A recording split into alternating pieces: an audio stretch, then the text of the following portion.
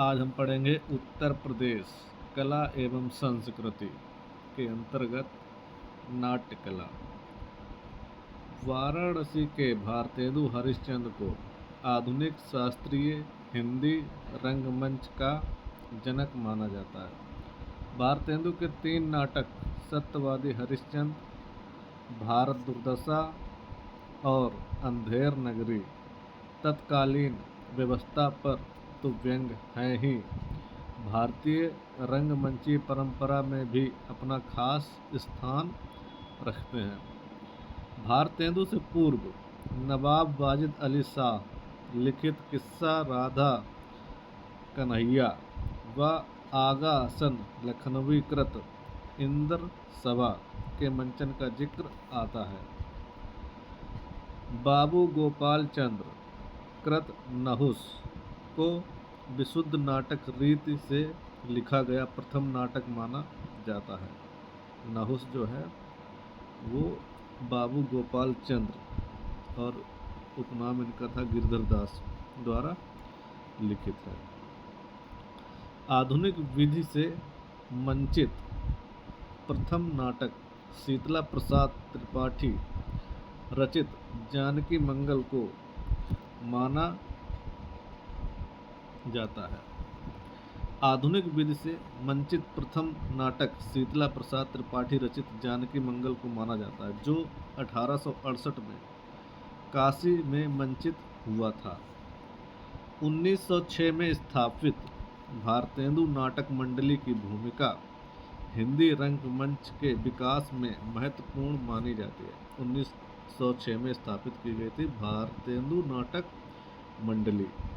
इस मंडली ने सत्य हरिश्चंद्र, सुभद्रा हरण, चंद्रगुप्त, स्कंदगुप्त एवं ध्रुव स्वामिनी आदि नाटकों का मंचन किया।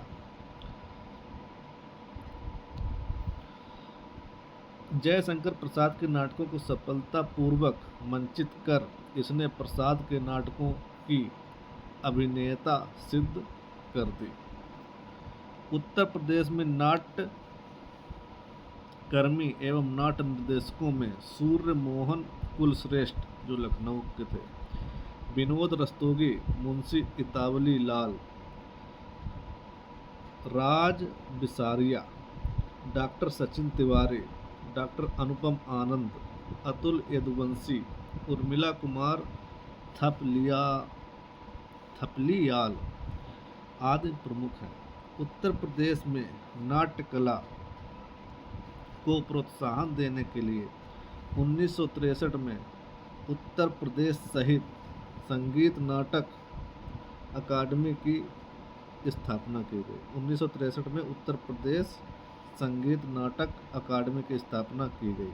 यह संस्कृति विभाग उत्तर प्रदेश की स्वायत्त शासी इकाई के रूप में कार्यरत है। नाट्य कला के उन्नयन हेतु 1964 में लखनऊ में रविंद्रालय तथा 1975 में भारतेंदु नाट्य अकादमी की स्थापना की गई। अब आते हैं लोक नाट्य। लोक नाट्य ऐसा नाट्य प्रयोग है जो ग्रामीण उत्सवों के दौरान ग्रामवासियों द्वारा स्वयं प्रस्तुत किया जाता है। इसमें अभिनय करने के लिए किसी प्रकार के रंगमंच की विशेष तैयारी नहीं करनी पड़ती। उत्तर प्रदेश के विभिन्न अंचलों में लोक नाट्य की एक समृद्ध परंपरा रही है।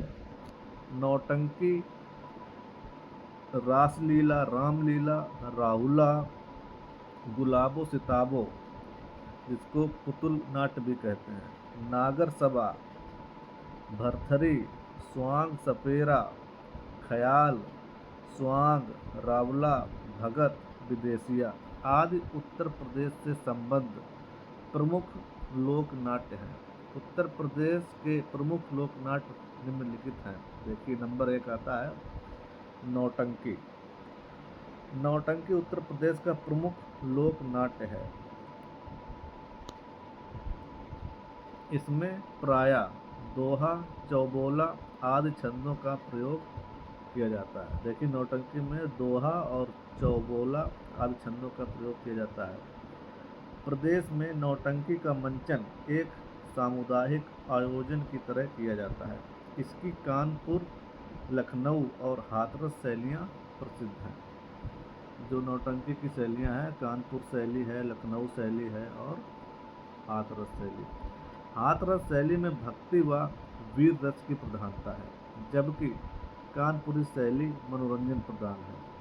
पुराने समय में इसके विषय मिथकीय और पौराणिक होते थे, जैसे आला, ऊदल, महाराणा प्रताप आदि। वर्तमान में समकालीन विषयों यथा महिला सशक्तिकरण, दहेज, परिवार नियोजन आदि विषयों को शामिल कर इसकी सामुदायिक जिम्मेदारी की भावना को बनाए रखने का प्रयास किया गया है। उत्तर प्रदेश में नौटंकी से जुड़े प्रमुख कलाकार हैं विनोद रस्तोगी, डॉक्टर कृष्ण मोहन सक्सेना, चुन्नीलाल, उर्मिल कुमार थपलियाल और मधु अग्रवाल, संदीपन विमल कांत, अतुल यदुवंशी, अजीत पुष्कर आदि। तो नौटंकी हमारी 3 शैलियों में उत्तर प्रदेश में जाने की गई, हाथरस शैली, लखनऊ और कानपुर। और इसका समय समय पर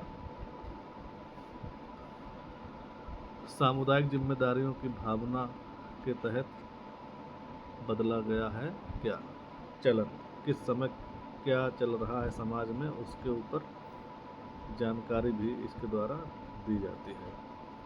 अब देखिए रासलीला। रासलीला आता है अब अगला टॉपिक। रासलीला क्या है? उत्तर प्रदेश के मथुरा, वृंदावन, गोकुल में आयोजित होने वाला यह लोक नाट्य भगवान कृष्ण के जीवन पर आधारित है। ऐसी मान्यता है कि रासलीला संबंधी नाटक सर्वप्रथम नंददास द्वारा रचित हुए। इसमें गद्य, संवाद और कृष्ण लीला के दृश्यों का अनुपम मिश्रण है। रासलीला में तद्भव के बदले तत्सम शब्दों का प्रयोग अधिक होता है, जैसे दही को दधी आदि बोला जाता है। अब आ गए हैं रामलीला।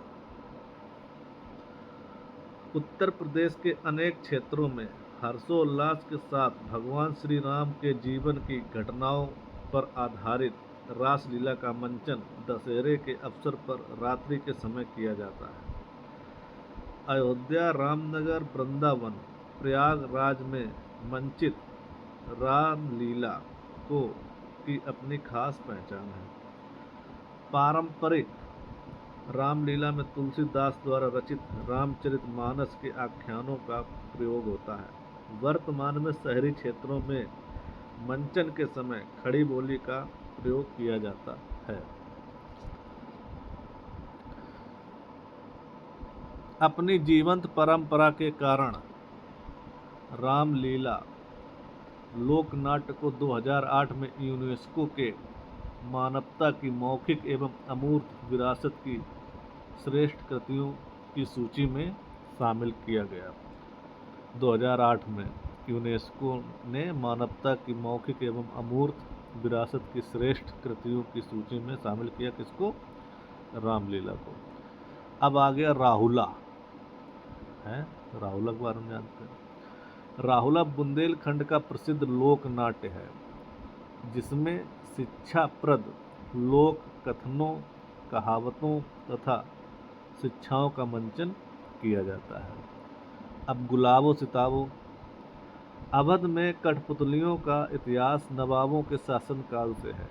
नवाब वाजिद अली शाह के शासनकाल में हिंदी उर्दू मिश्रित गुलाबो सिताबो पपेट शो की शुरुआत की हुई थी।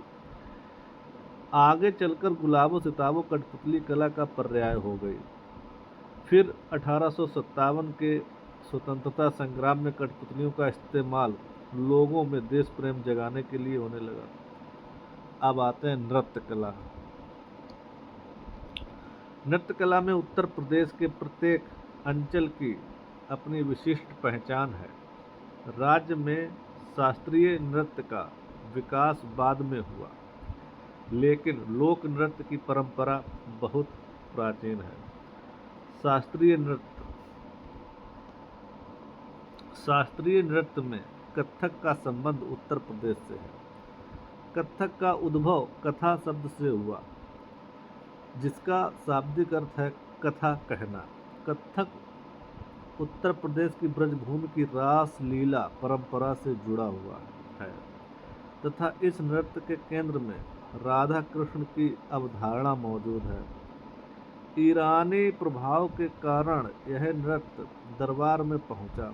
अवध के नवाब वाजिद अली शाह के समय ठाकुर प्रसाद एक उत्कृष्ट नर्तक थे। इनके 3 पुत्रों बिंदादीन, कालका प्रसाद एवं भैरव प्रसाद ने कथक को और लोकप्रिय बनाया। कथक नृत्य को ध्रुपद एवं ठुमरी गायन के माध्यम से व्यक्त किया जाता है। कथक नृत्य को ध्रुपद एवं ठुमरी गायन के माध्यम से व्यक्त किया जाता है। ठीक है। इसमें हस्त मुद्राओं तथा पद ताल पर अधिक ध्यान दिया जाता है। अब आते हैं लोक नृत्य पर। लोक नृत्य ख्याल नृत्य। ख्याल नृत्य पुत्र जन्मोत्सव पर बुंदेलखंड में किया जाता है। इसमें रंगीन कागजों तथा बांसों की सहायता से मंदिर बनाकर फिर उसे सिर पर रखकर नृत्य किया जाता है। रास नृत्य। रास नृत्य ब्रज में रास लीला के दौरान किया जाता है। इसमें नर्तक राधा कृष्ण तथा गोप गोपियों का रूप धारण करके नृत्य करते हैं। चरकुला नृत्य। चरकुला उत्तर प्रदेश के ब्रज क्षेत्र में प्रचलित लोक नृत्य है। यह नृत्य मुख्य रूप से होली के अवसर पर आयोजित किया जाता है।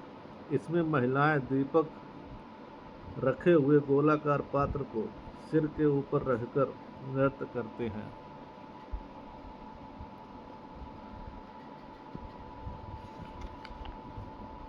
अब आएंगे मयूर नृत्य के ऊपर।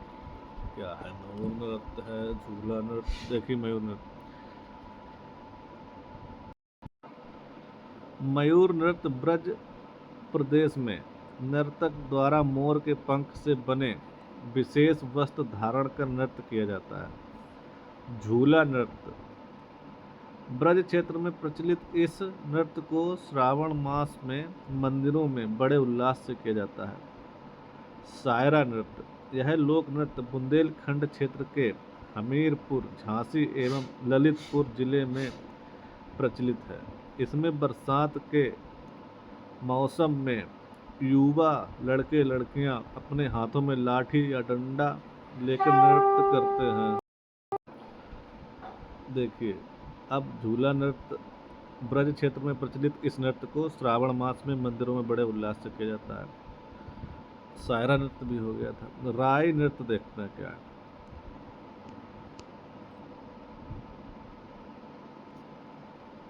राई नृत्य बुंदेलखंड के प्रसिद्ध नृत्यों में से एक है।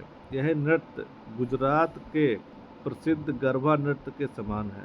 बुंदेलखंडी जनमानस का हर्ष व उल्लास इस लोक नृत्य में अभिव्यक्त होता है। दीप नृत्य। बुंदेलखंड के अहीरों द्वारा प्रज्वलित दीपों से युक्त किसी घड़े, कलश अथवा थाली को सिर पर रखकर नृत्य किया जाता है। कार्तिक नृत्य। कार्तिक नृत्य बुंदेलखंड क्षेत्र में कार्तिक माह में नर्तकों द्वारा श्री कृष्ण तथा गोपियों का रूप धारण कर किया जाता है। धुरिया नृत्य। यह नृत्य बुंदेलखंड में प्रजापति लोगों द्वारा स्त्री वेश धारण कर किया जाता है। देवी नृत्य क्या है?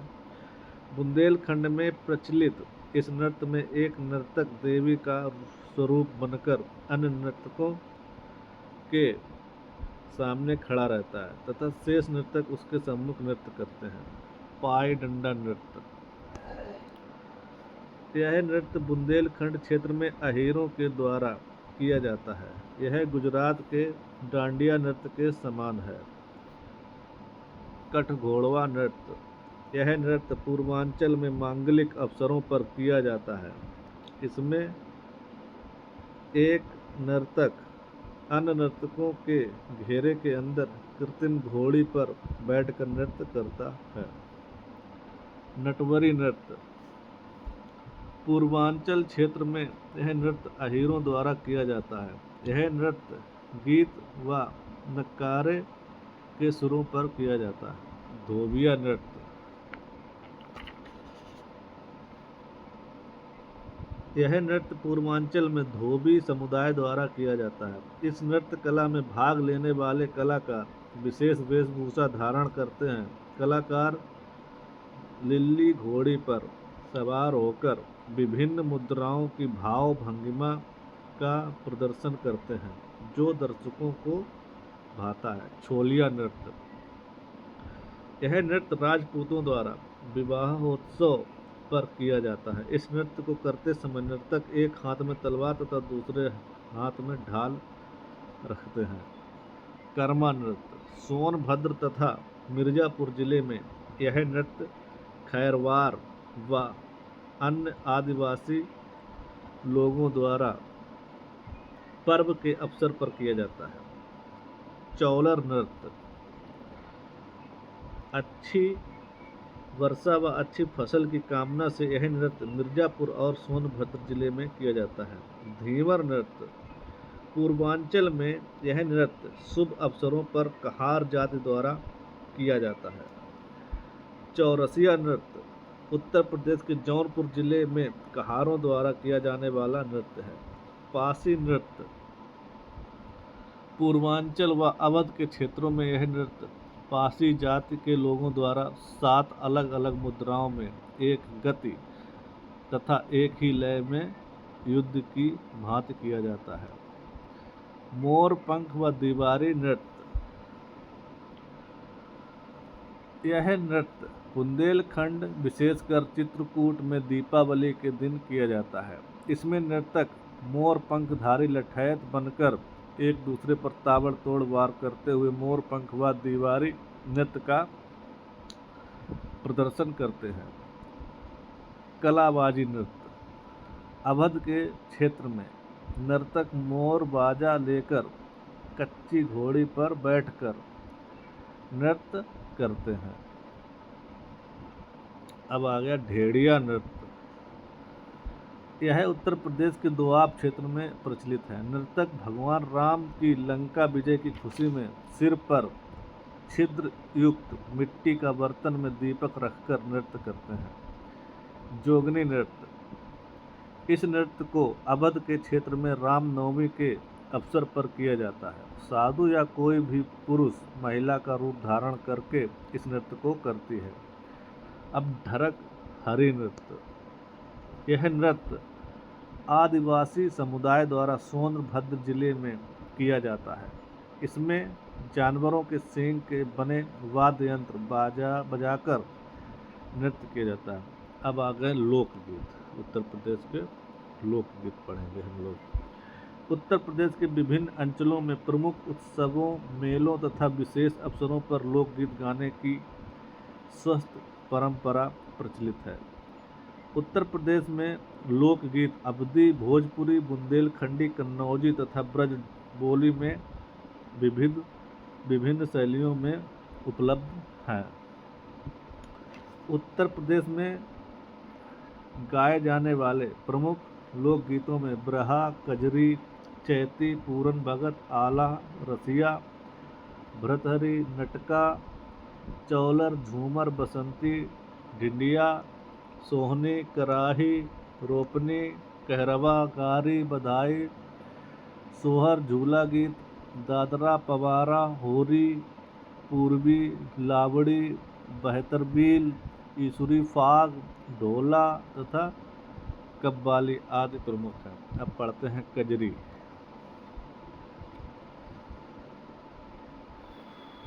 कजरी विशेषकर वर्षा ऋतु के सावन महीने में गाया जाने वाला लोकगीत है। ऐसा माना जाता है कि इस लोकगीत की उत्पत्ति मिर्जापुर में हुई है। मिर्जापुर में कजरी के 4 अखाड़े क्रमशः पंडित शिवदास, मालवीय अखाड़ा, बैरागी अखाड़ा, अक्खड़ अखाड़ा तथा जहांगीर अखाड़ा है। पूर्वांचल में थोड़े बहुत अंतर के साथ कजरी, वाराणसी, चंदौली, गाजीपुर आदि क्षेत्रों में प्रमुखता से गाई जाती है। ठुमरी। ठुमरी की उत्पत्ति लखनऊ के नवाब वाजिद अली शाह के दरबार से मानी जाती है। यह एक गायन शैली है। इसमें रस, रंग, भाव और की प्रधानता है। यह सुगम और आकर्षक होती है। ठुमरी के लिए लखनऊ और बनारस घराना प्रसिद्ध है। ठीक है, ठुमरी के लिए लखनऊ और बनारस घराना प्रसिद्ध है। सोहर क्या होता है? यह अवध एवं पूर्वांचल का प्रसिद्ध लोकगीत है। सोहर जो नवजात शिशुओं के जन्म के अवसर पर गाया जाता है। अब बिरहा। बिरहा पूर्वांचल में लोक गायन की परंपरा है, जिसमें गायक द्वारा भोजपुरी भाषा में स्थानीय क्षेत्र में घटी किसी घटना का वृत्तांत गीत के रूप में गाया जाता है। इसमें अधिकांशतः वीर रस के गीत गाए जाते हैं। आला। यह बुंदेलखंड क्षेत्र का प्रसिद्ध वीर रस लोक गायन है। इस वीर रस कथा में महोबा के वीर भाइयों आला एवं ऊदल की वीरता का वर्णन किया जाता है। रसिया। रसिया ब्रज क्षेत्र में होली के अवसर पर गाया जाने वाला लोकगीत है, जो कि प्रमुखतः भगवान श्री कृष्ण व राधा जी के प्रेम पर आधारित होते हैं। चैती। चैती मुख्य रूप से पूर्वांचल के क्षेत्रों में गाया जाने वाला लोकगीत है। यह चैत माह में केंद्रित लोकगीत है। चैत भगवान राम का जन्म का भी मास है, इसलिए इस गीत की हर पंक्ति के बाद अक्सर रामा शब्द लगाते हैं। अब आ गया ढोला। ढोला आगरा एवं मेरठ क्षेत्र का लोकप्रिय गीत है। इस लोकगीत में कहानी के माध्यम से ढोला एवं मारू के चरित्र का वर्णन किया जाता है। ईसुरी फाग। ईसुरी फाग लोक गायन का प्रचलन बुंदेलखंड में है। इसमें कवि ईसुरी द्वारा रचित फागें गाई जाती हैं। पूरन भगत किस्सा। निर्गुण आदि वैराग्य एवं भक्तिपूर्ण लोकगीत हैं, जो प्रायः साधु संतों द्वारा गाए जाते हैं। होरी। होरी राधा कृष्ण के प्रेम प्रसंगों पर आधारित है। होरी गायन मूलतः होली त्योहार के साथ जुड़ा है। बसंत ऋतु के दौरान भारत में होरी के गीत गाने की परंपरा प्राचीन काल से जारी है। प्रदेश के रुहेलखंड के क्षेत्रों में लावड़ी एवं बहत्तर बीली जैसे लोकगीतों का प्रचलन है। मेले और त्योहार। मेले और त्योहार क्या है भाई, देखते हैं।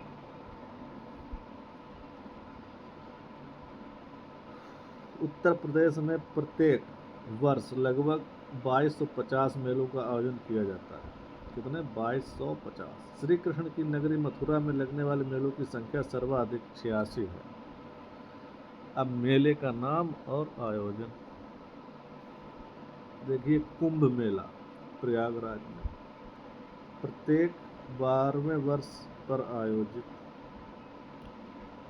माघ मेला प्रयागराज। पशु मेला बटेश्वर। कैलाश मेला आगरा। गगौर। गगौर मेला कहाँ पर है? इंदौर। गोकुलपुरा मोती कटरा आगरा में। राम बारात आगरा। लठमार होली ब्रज बरसाना नंदगांव। मटकी लीला ब्रज बरसाना। श्री कृष्ण जन्माष्टमी ब्रज मथुरा नंदगांव। दशहरा। दशहरा कहाँ होता है? दशहरा रामदल ये प्रयागराज में बनता है। क्रिश्चियन फेयर बेगम समरू वासलिका चर्च और सरदना मेरठ में। नवरात्र मेला ये है तुलसीपुर बलरामपुर। गोविंद साहब मेला अंबेडकर नगर। देवा शरीफ मेला देवा शरीफ बाराबंकी की छौछा शरीफ अंबेडकर नगर। मकर संक्रांति खिचड़ी मेला गोरखनाथ गोरखपुर। ददरी मेला बलिया। तरकुल्हा मेला गोरखपुर। श्रवण झूला मेला अयोध्या। रामायण मेला अयोध्या। रामनवमी अयोध्या। नवरात्र मेला विंध्याचल। और रामलीला कहाँ पर? रामनगर बनारस में। और कार्तिक पूर्णिमा देव दीपावली वाराणसी। नकटैया चैतगंज वाराणसी। संकट मोचन संगीत समारोह वाराणसी। और रामायण मेला चित्रकूट। द्रुपद मेला वाराणसी। लोंदी मेला मिर्जापुर। ओझला मेला मिर्जापुर। मुड़िया पूर्णिमा मेला गोवर्धन मथुरा। शाकंभरी देवी मेला सहारनपुर। नवचंडी मेला मेरठ। सोरो मेला कासगंज। कालिंजर मेला बांदा। देवी पाटन मेला बलरामपुर। कामपिल मेला फरुखाबाद। बटेश्वर मेला आगरा। अब आ गए प्रमुख महोत्सव। उत्तर प्रदेश के संस्कृति विभाग द्वारा अपनी विविध संस्थाओं के प्रयास एवं सहयोग से लखनऊ सहित प्रदेश के अन्य जनपदों में अनेक उत्सवों का आयोजन किया जाता है। सुलहकुल महोत्सव हिंदू मुस्लिम एकता का यह उत्सव प्रत्येक वर्ष आगरा में मनाया जाता है। सुलहकुल का सिद्धांत अकबर के द्वारा प्रतिपादित किया गया था। अब आते हैं कुंभ मेला।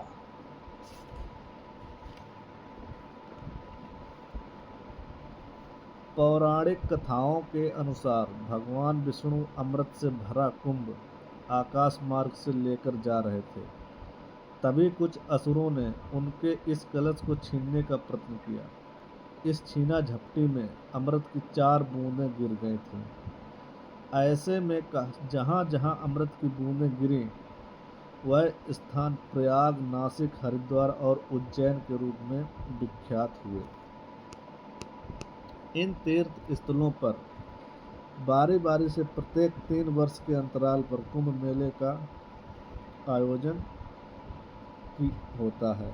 इन तीर्थों में प्रयाग को तीर्थराज के नाम से जाना जाता है क्योंकि यहाँ हर 12 वर्ष पर महाकुंभ का आयोजन होता है। भारत में महाकुंभ धार्मिक स्तर पर बेहद पवित्र और महत्वपूर्ण होता है तथा इसमें लाखों की संख्या में लोग शिरकत करते हैं। कुंभ योग की गणना करके स्नान का शुभ मुहूर्त निकाला जाता है। स्नान के प्रथम मुहूर्त में नागा साधुओं द्वारा स्नान किया जाता है। भारत आज के आधुनिक प्रयागराज में स्थित प्रयाग का बतौर तीर्थ हिंदुओं में बहुत महत्व है। पारंपरिक रूप से नदियों के मिलन स्थल को पवित्र माना जाता है, परंतु संगम का मिलन अत्यंत महत्वपूर्ण माना गया है क्योंकि यहाँ गंगा, यमुना और सरस्वती का मिलन होता है। और सभी प्रयागराज में पिछला महाकुंभ वर्ष 2013 में पड़ा था और आगामी महाकुंभ वर्ष 2025 में पड़ेगा। अभी हाल ही में यूनेस्को ने कुंभ मेले के धार्मिक और सांस्कृतिक महत्व को समझते हुए इसे ग्लोबल इंटेलिजिबल कल्चर हेरिटेज सूची में शामिल किया गया है। समझ रहे हो? अब इसके आगे जो है ताज महोत्सव से कल से शुरू करेंगे, कि पढ़े दे इनको भी। बहुत आधे घंटे का ही ठीक है ताज महोत्सव, बाकी महोत्सव पढ़ेंगे कल इसके आगे। ठीक है, धन्यवाद।